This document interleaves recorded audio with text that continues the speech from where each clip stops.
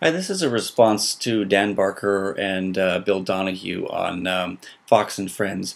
I guess it's a little bit late now. The Christmas season is over, but I just wanted to talk about this crazy war on Christmas that Fox News is so obsessed with, especially Bill O'Reilly. And uh, it's really funny how whenever someone wants to attack religion, it's automatically hate speech when they're critiquing something that is so taboo that we're not supposed to touch it. And anytime someone disagrees that Jesus is the Son of God, or that Christmas actually, or that this time of year actually belongs to Christians, and that it is not a sort of takeover of pagan celebration, it's hate speech. And it's so ridiculous because, number one, I'd like to point out this sign that the Freedom from Religion Foundation put up does not attack Christianity specifically. If we're opening this forum to all points of view, including they said they putting up a menorah, and I don't know if they have one for Kwanzaa as well, but then if you're going to allow the atheist message, I actually maybe would have some sympathy for this point of view that the conservatives are talking about if it said something about Christianity is a joke. Jesus is not the Son of God, even though I think that Jesus is not the Son of God, and I'm not a religious person myself. Then I could at least see how they might constitute it as an attack or more hateful against them.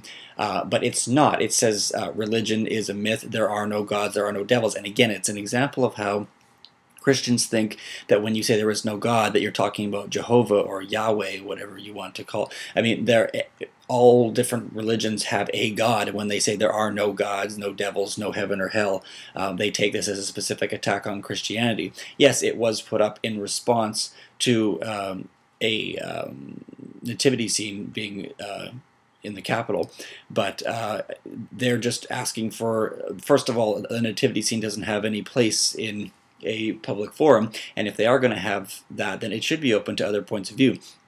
And they act like atheists are such evil people who are coming to attack and spread this ridiculous radical the lefty loons, as Bill O'Reilly talks about. Bill O'Reilly and Sean Hannity tell them that the lefty loons on those crazy liberals and they're crazy atheists. And I mean, I think people should realize that there wouldn't be such a thing as an atheist or an agnostic if there weren't people insisting that there was a God in the first place. And like many people, such as Sam Harris or Richard Dawkins, Christopher Hitchens have talked about. We don't go around saying I'm a non-astrologist or I'm a non-racist, or you only have these sort of non-whatever fill in the blank group when you are reacting to when you are responding to another group. And so the fact that they want to enforce the idea that we are all Christians and that we're all supposed to follow this one point of view is wrong, because as many people have pointed out, America was, I'm obviously from Canada where we're even more secular here, but America was founded on the basis of church and separation of church and state, and they keep trying to twist this and say, he says, well, it's with a stipulation of time and place. Well, that's just convenient. That's just them wanting to push again to say this is just so outrageous and this is so disgusting and so hateful that it's so ridiculous that they would even allow this to be there in the first place. Well, it's not hateful. It's just putting up another point of view, and the point of view that I happen to agree with. For anybody who's interested, this Dan Barker, I'm not sure how many people follow the Freedom from Religion Foundation, but I actually listen to Free Thought Radio, which is on Air America. You can get it on iTunes. Dan Barker is the host along with Annie Laurie Gaylor, and they basically talk about the separation of church and state. I do think that obviously because that is their focus, then they may be a little bit more focused on it a little bit more than I am as a person. I mean, again, being in an even more secular country, it's not something that directly affects me every day as it does so many people in America especially. But they have very interesting discussions. They have famous people, famous atheists such as Julia Sweeney, who is a very funny person and has a great stand-up called Letting Go of God, which I've seen some clips of. They had her on recently. They had Barbara G. Walker, who had some great discussions on basically the hijacking of pagan celebration of the winter solstice by Christians. So definitely worth checking out. And I just think that we need to raise consciousness on how the word God is so automatically linked to Christianity, and how it's just sort of a carte blanche to something that you can't touch. You're not supposed to talk about it. It's bad manners.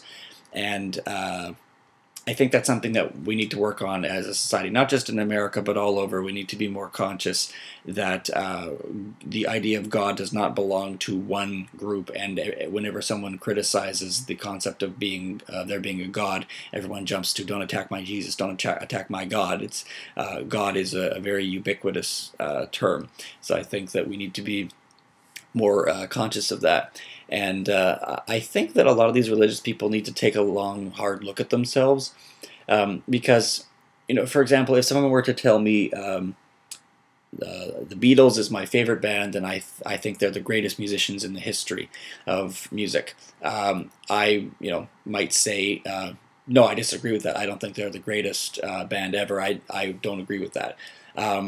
The person who suggested that to me in the first place may disagree with me strongly and still maintain that the Beatles are the greatest band in history, but I don't think that they would take it as a personal attack. And that is what happens whenever you talk about religion. If someone says, "I believe that Jesus is the Son of God," and I say, "Really, I don't. I happen to be more of an atheist," it's oftentimes very offensive to them.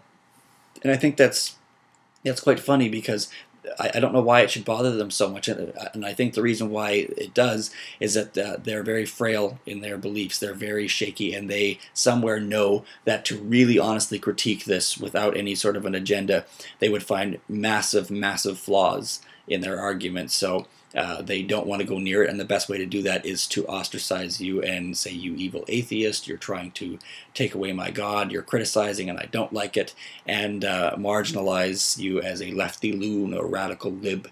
And so I think that it's quite funny that we're even debating this whole war on Christmas thing.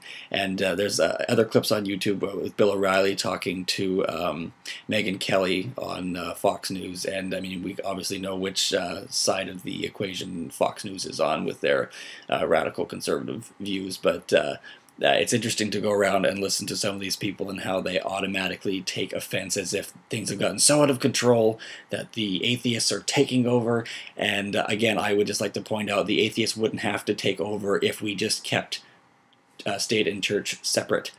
And I mean, I was home for Christmas with my family this year, and I had a great time, and we watched all the old Christmas movies, we ate all this food, had the Christmas tree and everything. So I think when people start talking about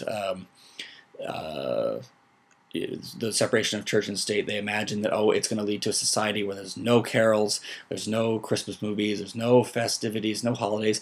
But I mean, all of those things do come from, pretty much all of them do come from pagan rituals, pagan ideas, like the evergreen, the holly, even as Dan Barker was talking about, the gifts. This is all from pagan celebration, and even if it wasn't, there's nothing wrong with people celebrating that in the privacy of their own home.